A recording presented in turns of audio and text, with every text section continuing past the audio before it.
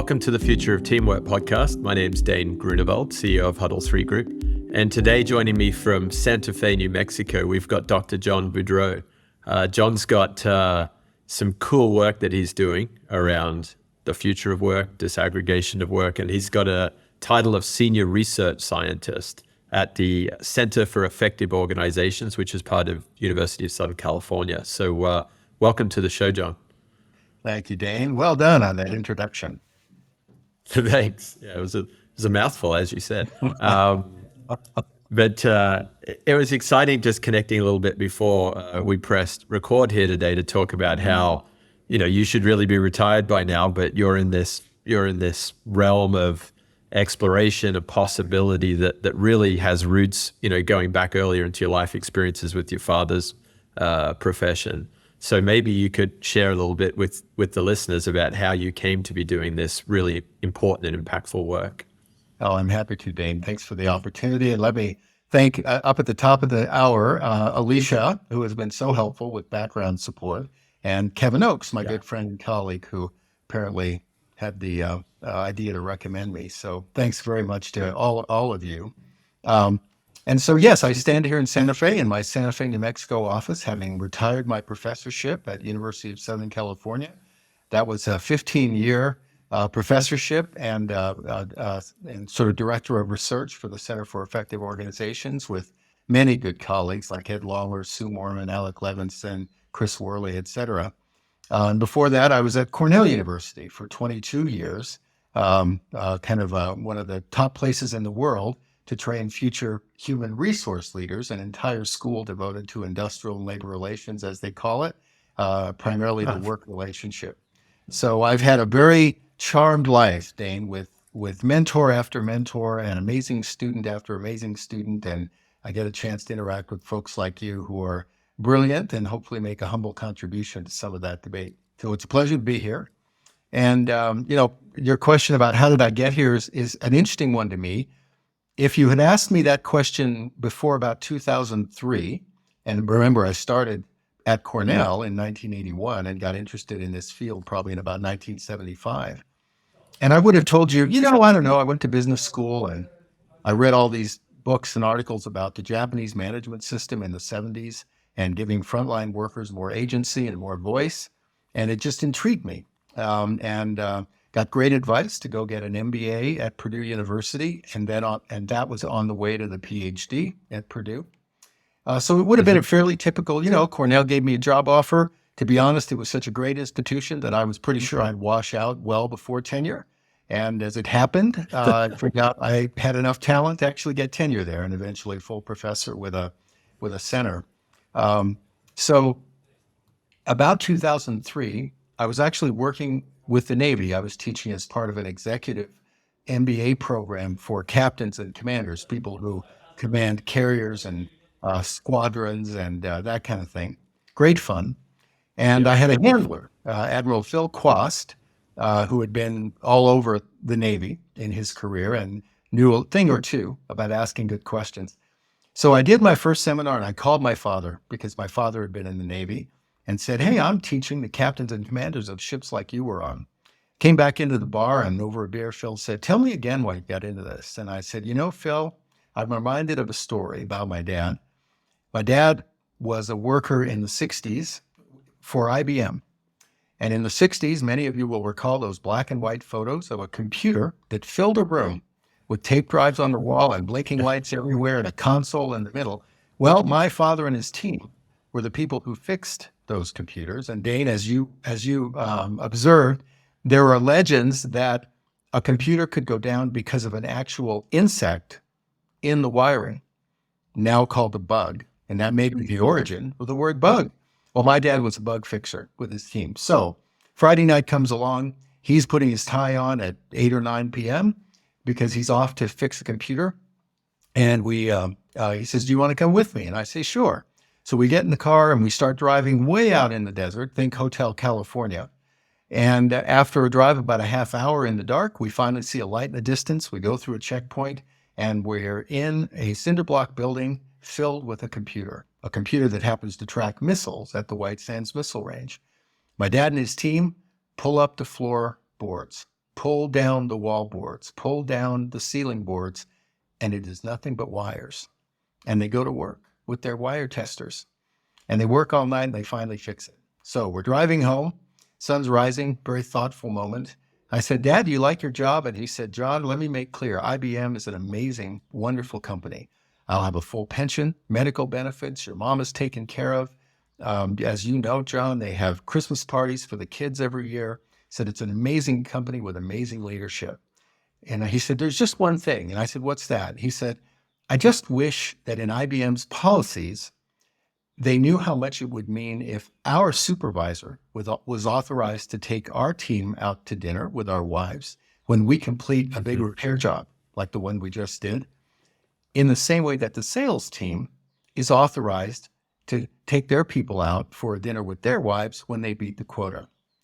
And it just stuck with me that there are so many instances where these frontline workers who we now know as heroes, I hope that stays, are, if they just had a little more voice, if someone just knew a little bit more about what would make for a great work experience, that things might change for them. And so in my mind, Dane, I like to think that maybe an idea I write or a comment that I make or a course I teach or an executive I work with, in a small, humble way, those people who do brilliant work may make the work experience a little better for someone like my dad. Yeah, it's a great Genesis story. And I think you're absolutely right, which is we're living in this time where things are changing through technology, socially, the pandemic, and just one small soundbite, one small story could encourage a team leader, a functional manager, executive of a small business to kind of venture out, try something different, and have huge impact, because we're living through this talent shortage. There's a lot of change in the market, and I think that the teams and the companies that go that step further, particularly for some of these undesked workers that tend to get overlooked, could really reap huge rewards for their people, for their customers, shareholders, for everyone. Yeah, I absolutely agree. That's neat. So talking about frontline workers, I know you were sharing beforehand that you are seeing some evidence out there. I heard a story that CVS at some point in time started offering some of their workers up in the Northeast the opportunity to schedule and go and work in a store down in Florida in the winter months. So that's one way that you can take someone who's often on the shop floor and give them some flexibility, some agency, some voice. You know, are there other sort of key examples that you've seen through your research that kind of light up a bit of a spark of inspiration? Yes, in fact, there are a great many of them. And let me give one more shout out to my good colleague and friend, Ravin Jesuthasan, who's now a principal at Mercer. Ravin and I have written the last 5 books together, along with David Creelman. And across those books, I think we see a number of themes. One book was kind of about the principles of transformative HR. And then there was a book about workers beyond the employment contract, gig workers, contractors, et cetera. Then a book on automation, and now the latest book, Work Without Jobs, which is about deconstructing work into its elements and workers into their elements and matching those rather than matching at the job and job holder level. So across all of those, one of the themes that comes up is just how creative work design can be when it's approached as an experiment, when it's approached as something we apply agile design principles in the same way that we might apply agile design to a product or software. The idea of learning from the users, the idea of perpetual upgrading, like every technology you own is perpetually obsolete and perpetually new because it's being upgraded almost constantly. Yeah. And I like to think about work that way. And frontline work, it's true for desk workers, for sure. But frontline workers, we see immense developments in scheduling. That's often where it starts.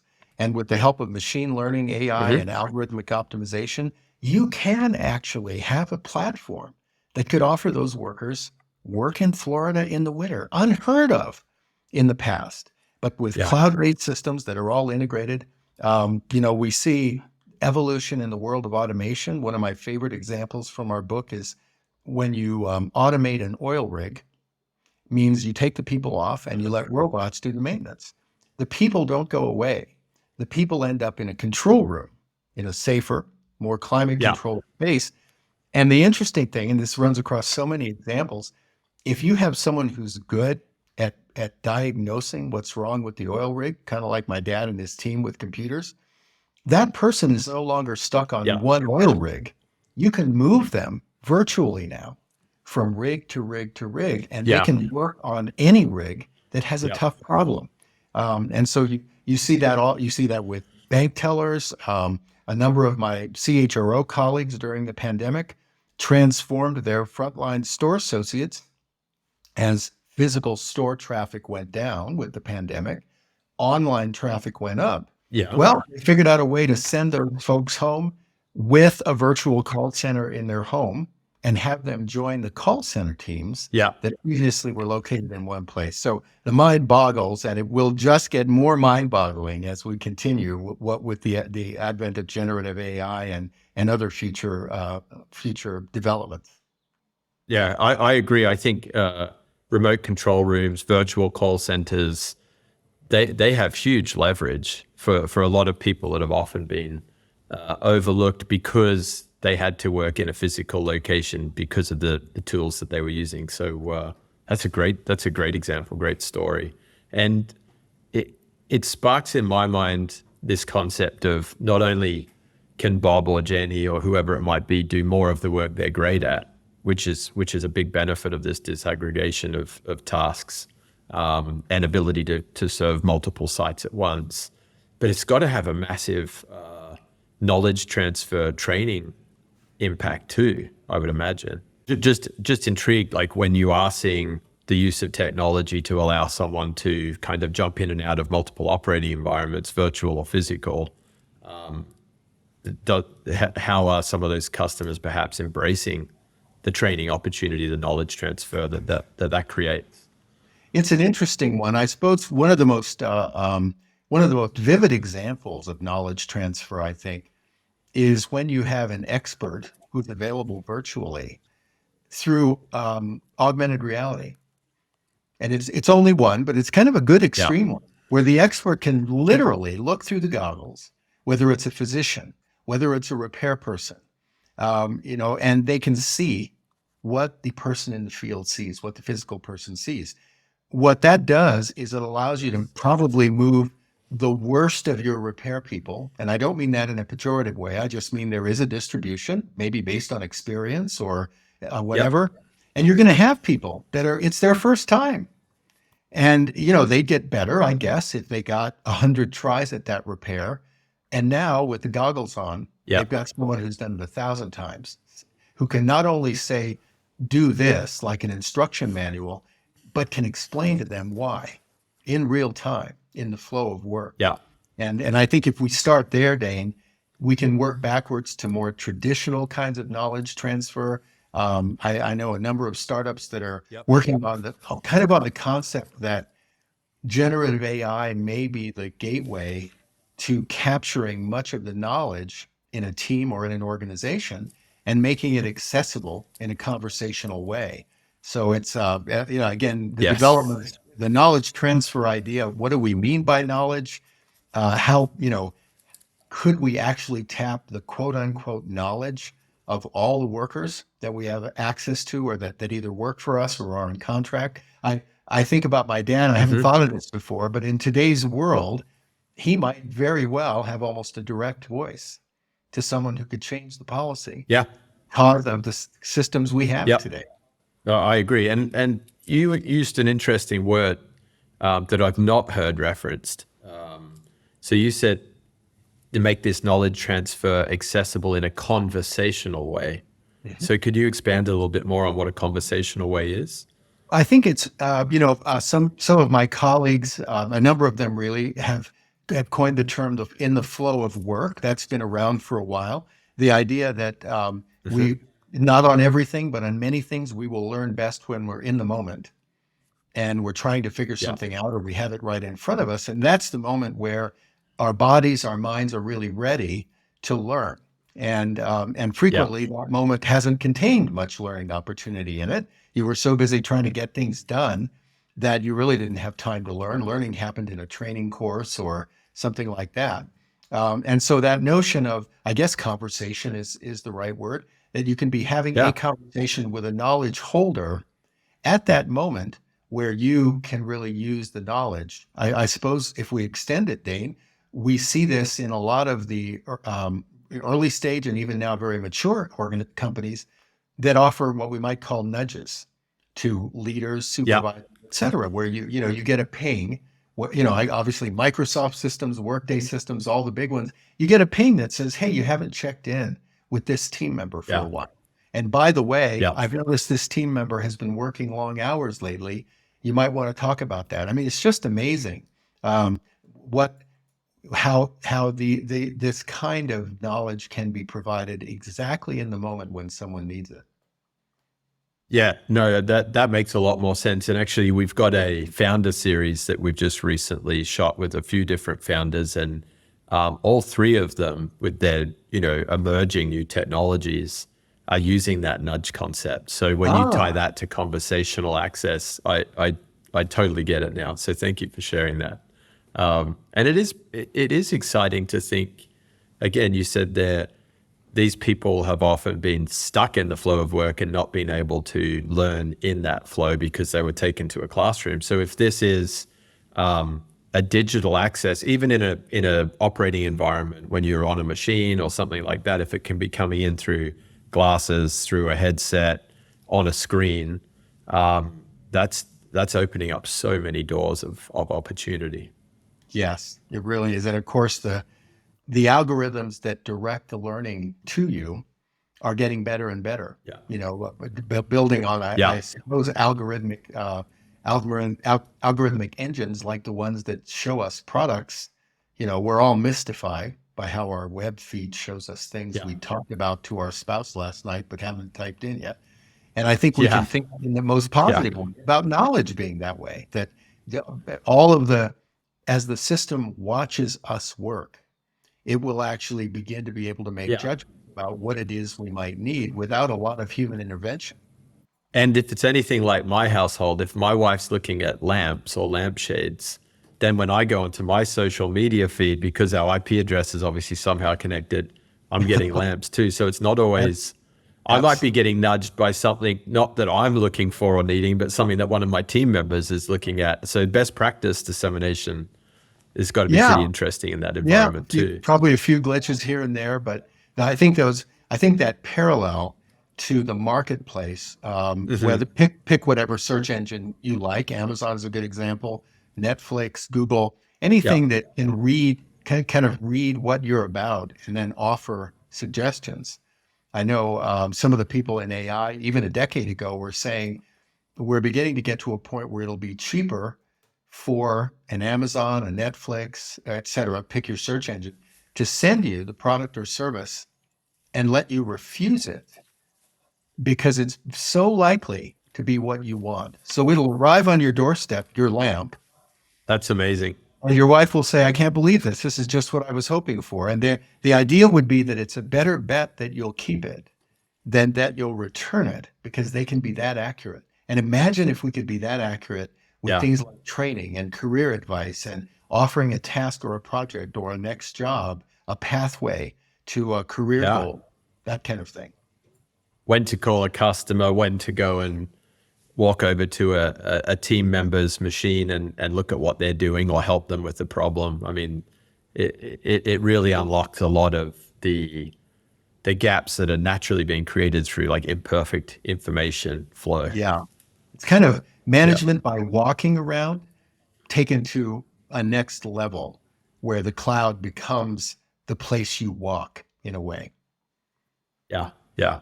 And one of my questions that we were talking about before we came to the show was not only how do you see the AI changing the workplace, but how do companies prepare for those changes?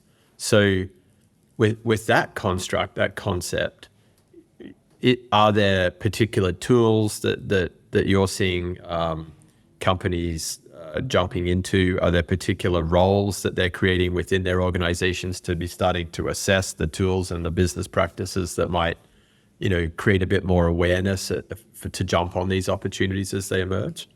Well, I absolutely do think so, Dane. And let me have a bit of a disclaimer because I know a lot of your listeners are Yeah. brilliant folks that are operating startups in this area and all that. Like I said, I don't know if I've said it here yet. I have an amazing job, which is that I get to talk to brilliant people like you, like the people on this podcast. They tell me their stories. Perhaps I offer a humble idea that may help direct them. And then I write all that down in the book and they say, boy, that John is really smart. And I've managed to keep that career going for 40 years. So I want to give all due respect to the folks that are listening, and I'll offer my own humble observations. Um, I guess I would say that, let me give one more call out to my colleague, David Creelman, who's also a co-author. We're working on an AI presentation to some HR folks at the Doctors Without Borders organization, where I work on an innovation committee. And one of the things that David said as we were working was, it may be a bit early to actually jump to the applications and the products themselves. There's certainly a real role for vendors and others to play in demonstrating the development. However, I think the fundamental mindsets of things like work being perpetually obsolete and perpetually upgraded, the mindset that we approach work as a constant agile design exercise. So we fail fast, we do scrums, we test features, and we do it with the same rigor that we would with a product. You don't just throw out the entire Yeah. product or service. You experiment with features and you do it in a way where the risk reward is likely to be high. I'd love to see organizations begin to adapt that perspective to work. And then I think you have the environment in which you have the trust and the collaboration of the people that really matter, which is the frontline workers, and hopefully their trust in helping you redesign work as things like AI evolve. But a quick example, and I'll let you get a word in here.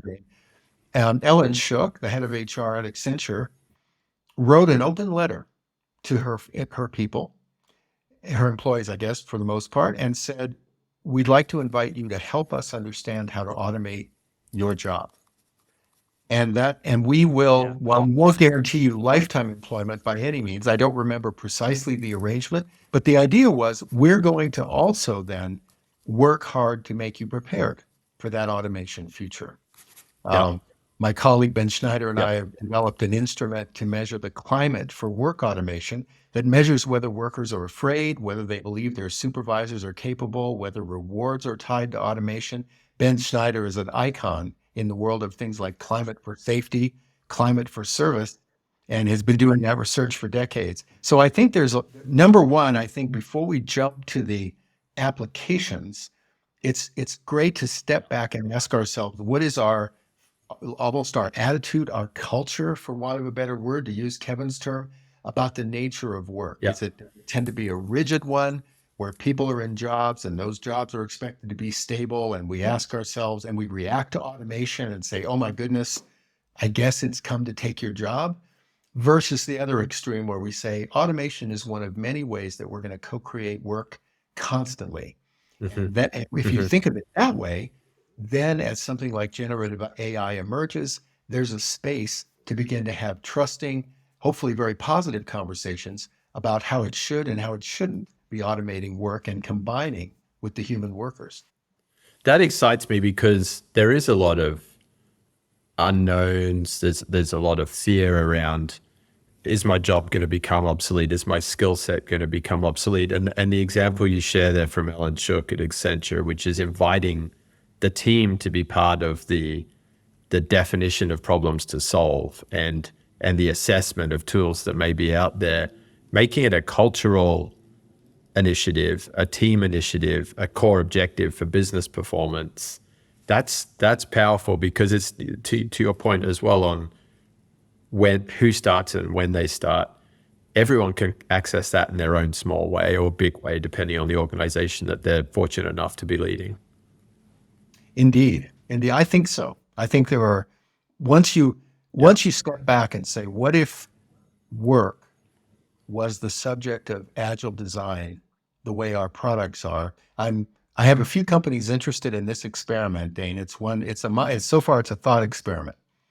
But what Yeah. I'd love to do and what I've written about is to imagine that let's say we're face to face and we have a whiteboard. And what I'd love to do is have a leader identify those people in their organization who are already good at agile design or whatever you might call it, service-oriented design, lean, et cetera.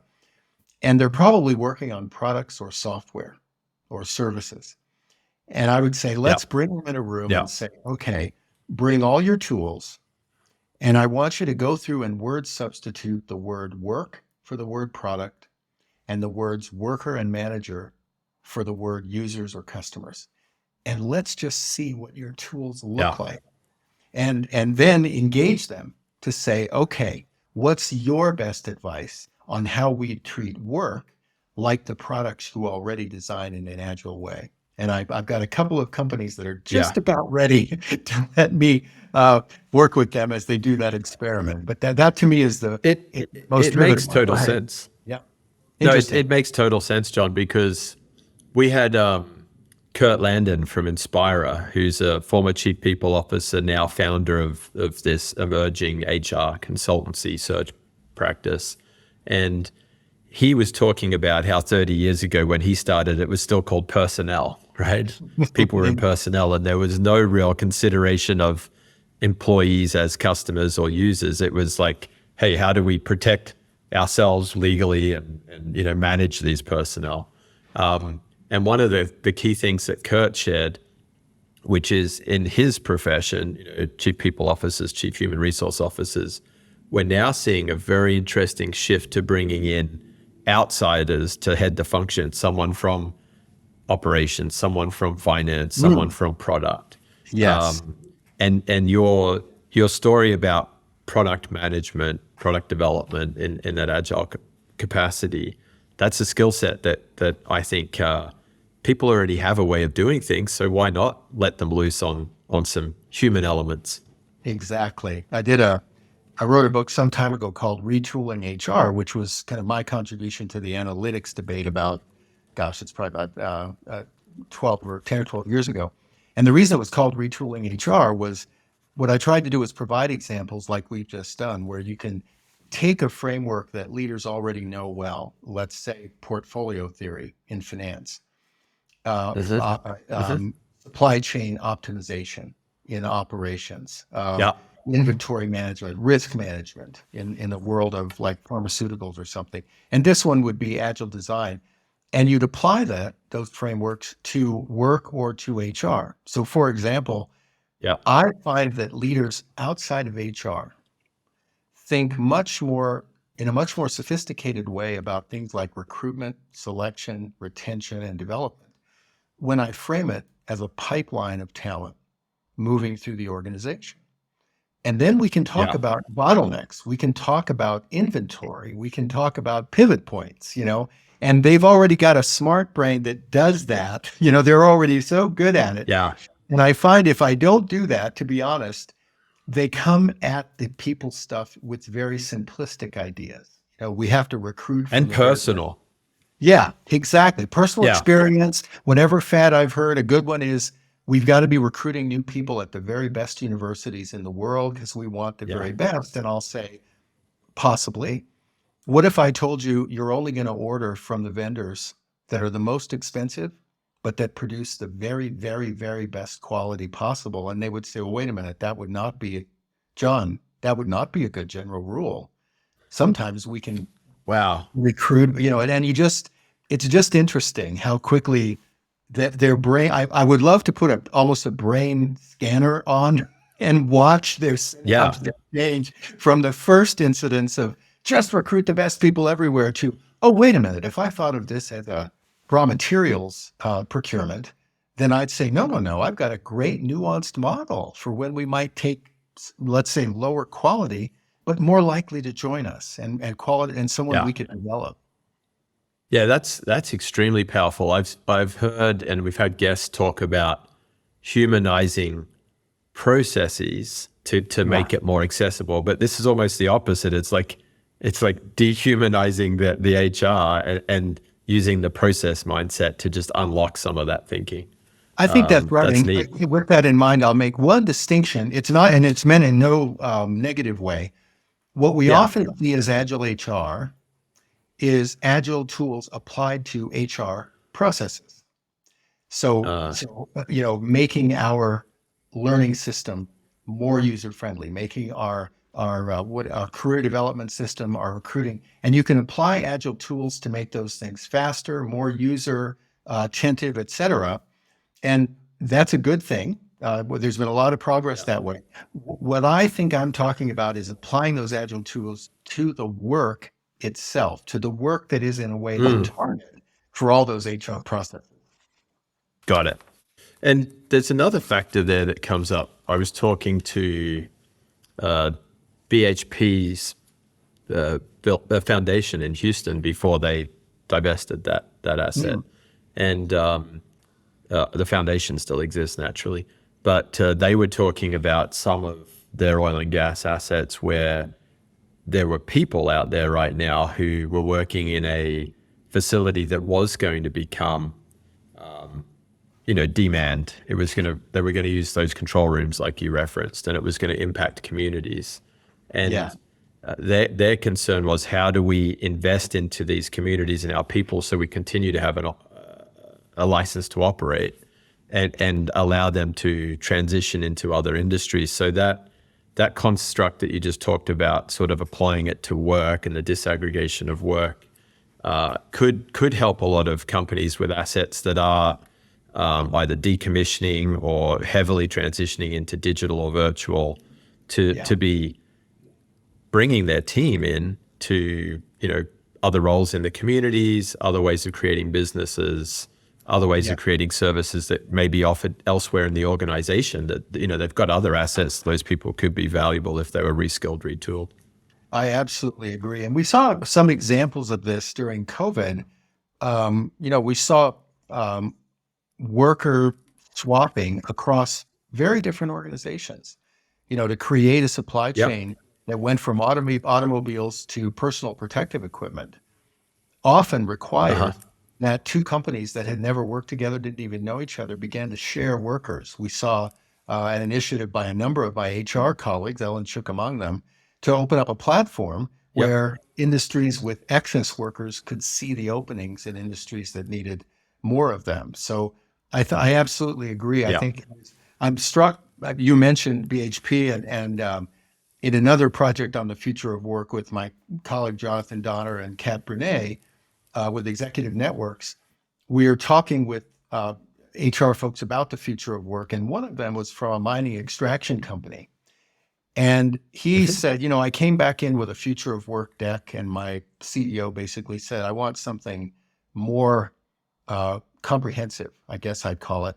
And he went back and he thought about it, and he said, we need to even get beyond a license to operate. We need to commit to making the society that we're in more capable of sustainable work for as many people as possible. And just as you said, that would mean supporting businesses that may have nothing to do with your license to operate, supporting education initiatives with the idea that we'll be regenerative. When we decommission, we'll have left the place better, even beyond our license to operate. I think that's a very potent idea, very futuristic, but a very interesting way to frame the start of a discussion of the future of work.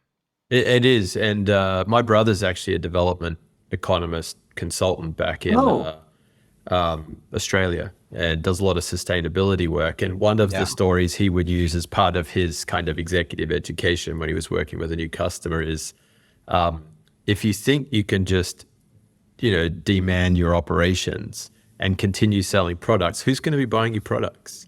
Because if they don't have incomes, if they're not part of a meaningful community near your supply chain, then how much damage are you doing to the end market that you serve? Yes, exactly. Yeah, it raises some both wonderful opportunities and challenges about where the boundaries are now. What do we really call the organization? What do we really mean by the workforce? Yeah. No, it's exciting. So we've talked about some opportunities and challenges there, but we haven't necessarily, and we talked about some examples of distributed teams as the world becomes more digital.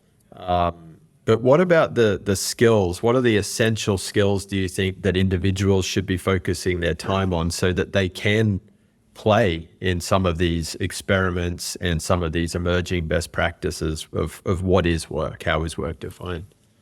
I think what we're seeing, Dane, basically is the acceleration of a drumbeat that we've seen for decades and decades, which is that, as I said, I think work has been constantly upgraded for a long, long time, whether it's by automation or the availability of workers who work in a different way than an employment contract or any number of other trends. So, Yeah. I think we've seen kind of an evolution. How recently was it that we were talking about getting everybody coding skills? And Yeah. now it looks like coding is going to be something you prompt and get back. Generative Yeah.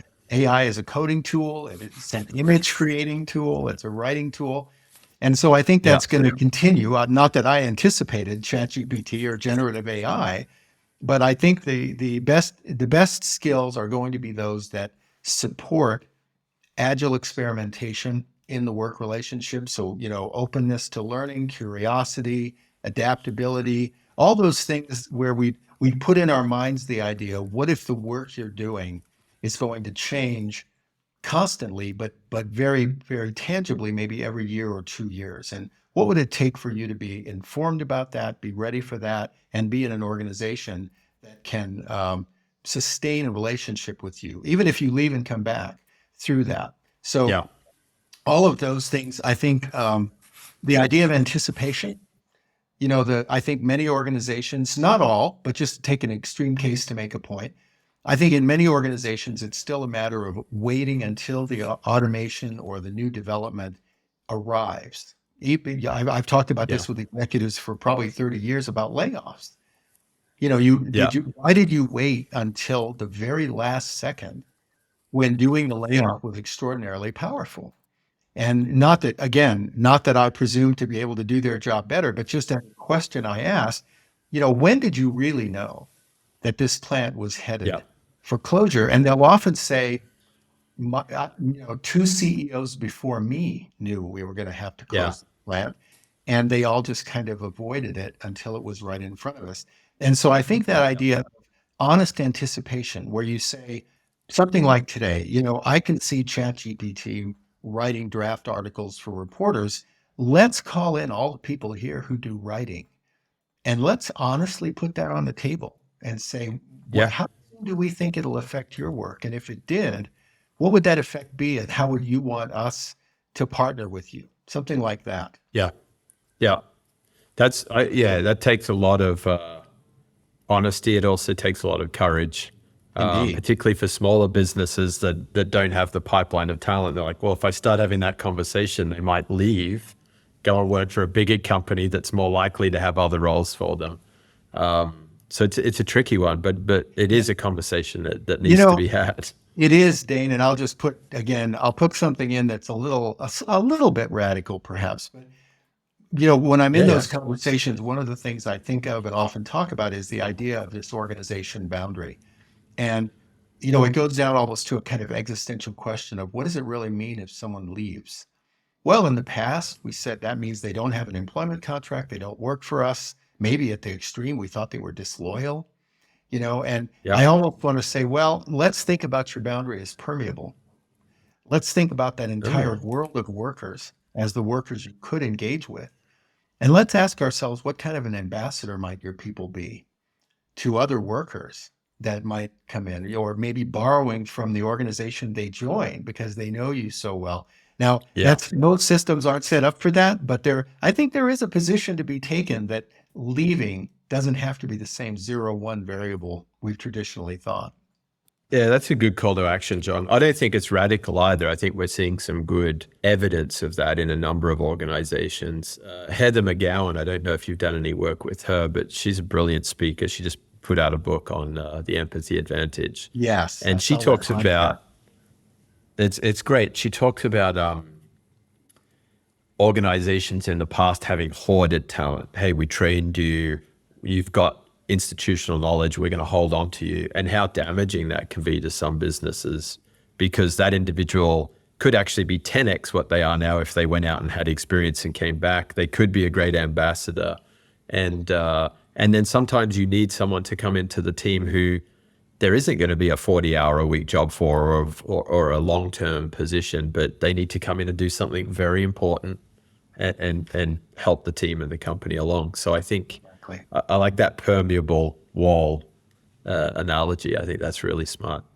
When you do start to think about those skills, curiosity, adaptability, learning, coaching, problem solving, some of those kind of more human connectedness skills, which will allow people to, be on multiple teams, adjust as technologies change. And you come from the world of academia. How do you think we bridge that from early education to continuing professional development? They're not necessarily skills that the corporate training environment spend a huge amount of time or money on. I think that's right, and you do see initiatives. I suppose let me start generally and work inward. I'll just do a quick walk through, Dane, of some of the central concepts in the book that Robin and I wrote most recently in 2022, called Work Without Jobs. And Yeah. our title doesn't mean that all work is going to be disassociated with jobs. In fact, most work probably is going to be perfectly handleable by the traditional job system. However, at what I would call the edges, where automation is happening so fast that you can't really write the job descriptions quickly enough. Whereas you said there are terrific workers out there who would be willing to work on what some are calling a fractional way. I'm hearing a lot about fractional consulting, fractional CEOs, fractional CFOs, where they come in without 40 hours a week to help out. So all of these things push the boundaries of a job-based system, because one of the things Robin and I discovered writing the books about automation and non-employee work was that they often happen at the task level or the project level. And indeed, if you look at all the research on automation, you'll see that the first thing the researchers have to do to answer the question, let's put it this way, will automation take my job? The first thing they have to do is break jobs into tasks. And some of the tasks are automatable and some of them are less automatable. And then they were for a while using arbitrary rules to aggregate back up. Like if 80% of your tasks are 50% likely to be automated, I'm going to say your job is in danger. I've been delighted to see lately with generative AI that they're starting to report it like this. In 80% of jobs, at least 20% of the tasks will be affected by generative AI. And I think that's a better way to think of it. So I think we, in a world like that, then we need basically to be disaggregated. We need to be willing, at least as an exercise, to essentially snip apart a paper job description into its elements, to snip apart the individual and look at the whole individual in terms of what I like to call their capabilities, what they can do. That's related to skills, and skills are an example of disaggregation. So we can say, okay, let's try disaggregating the work and let it coalesce in whatever way is best, even if that's not always a job.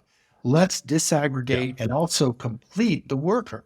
Let's look at all the capabilities they have beyond just the job or the job sequence and ask ourselves how those capabilities match with the disaggregated work in a kind of melted soup that can reconfigure back into something. I think of it as melting ice cubes.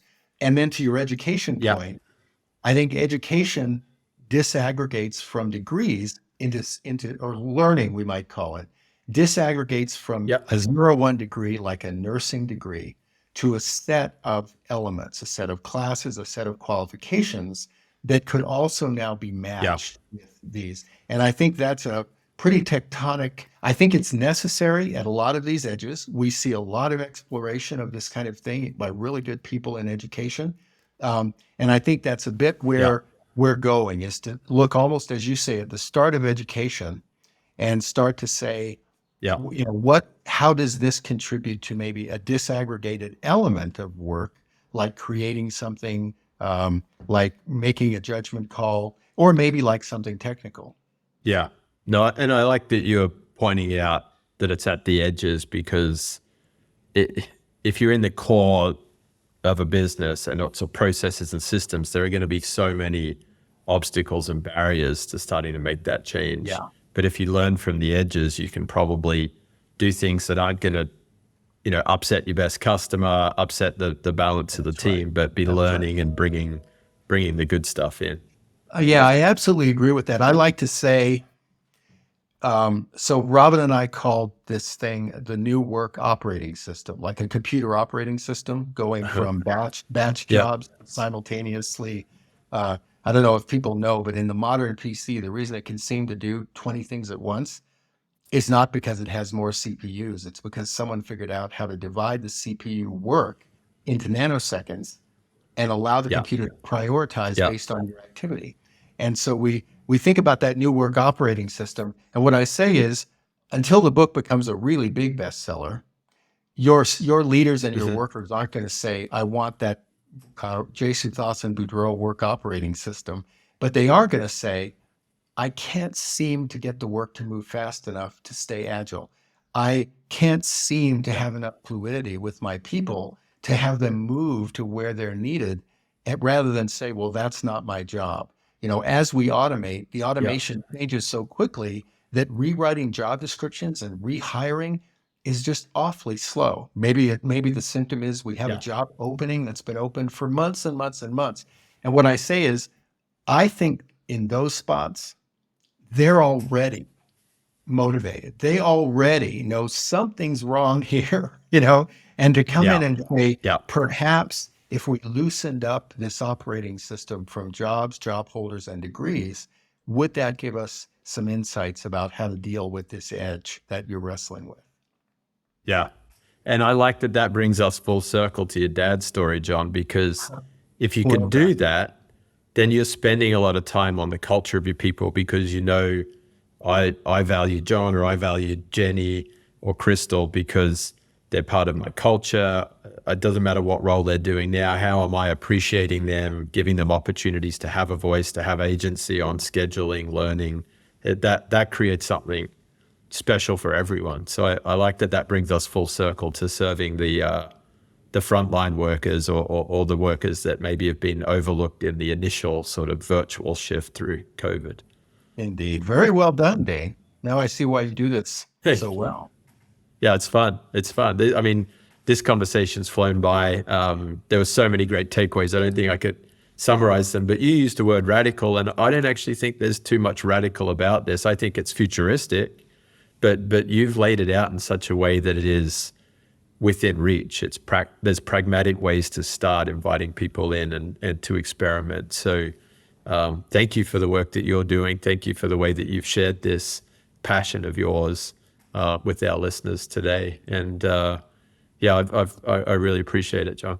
Thank you, Dane. That's very, very kind of you. Again, hopefully a humble contribution to the brilliant work that you and others are doing, and much appreciated. Thanks for the opportunity. You bet. And if people want to come and find some of your research, your writing, your books, there's a lot out there. How do they best track down you and your material?